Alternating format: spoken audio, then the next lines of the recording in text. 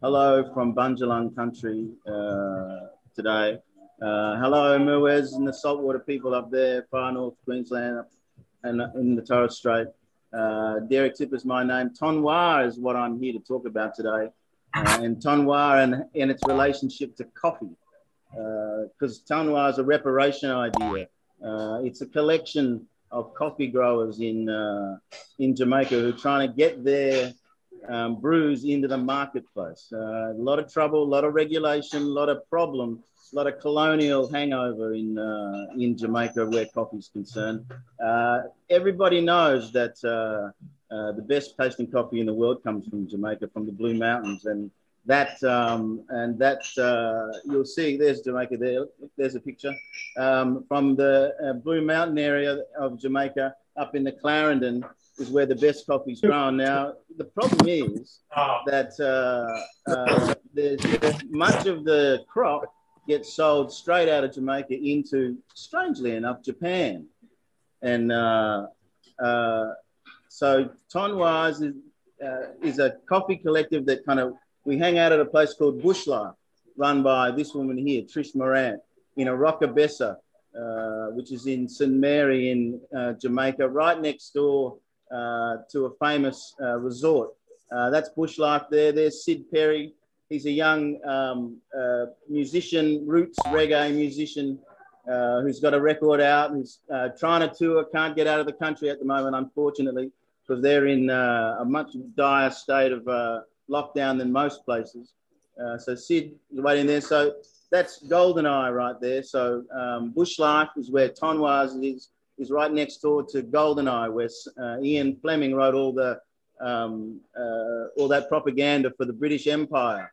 So that's what Tonoirs is about, reparation. Places like this, we're trying to get this place given back to the community to run as a coffee retail and manufacture, processing and training exercise. It's next to the Arocabessa Sea and Turtle and Fish Sanctuary, right on land owned by Island Records. So as a reparation idea, the community through coffee growers are working together to try and get that parcel of land handed back to run a manufacturing and processing plant for coffee that comes from places like this in the Clarendon, way up above Kingston, up past the Papine.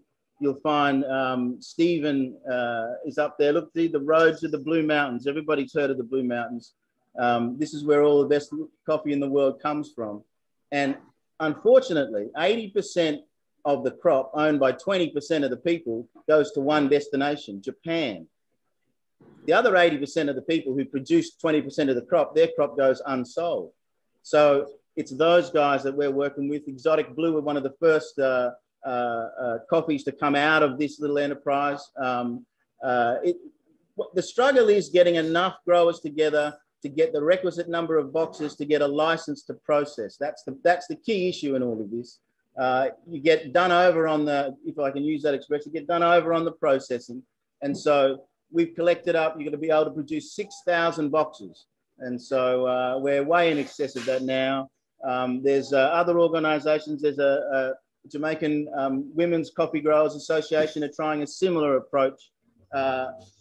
This is like the coffee symposium at the top of the Blue Mountains. It's held every March. They didn't do it this year, of course, but hoping to get it on again next year.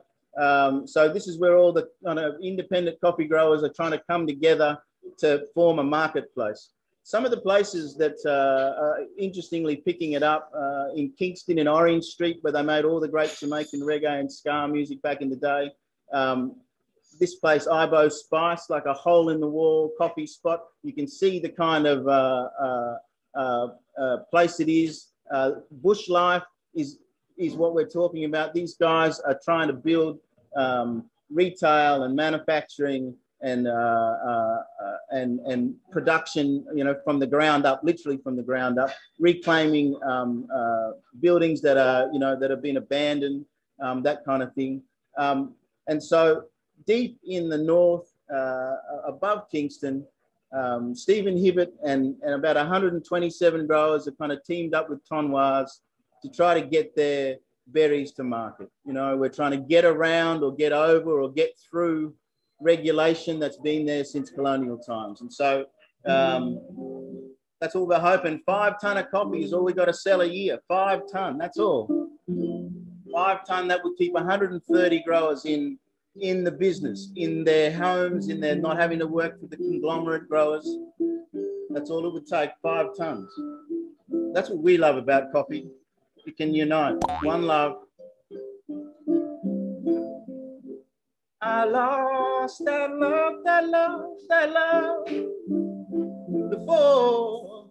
Each time I close and I close and I close the door, still you say, try once more. Coffee in the Clarendon, then you came and you took control. You touched my very soul.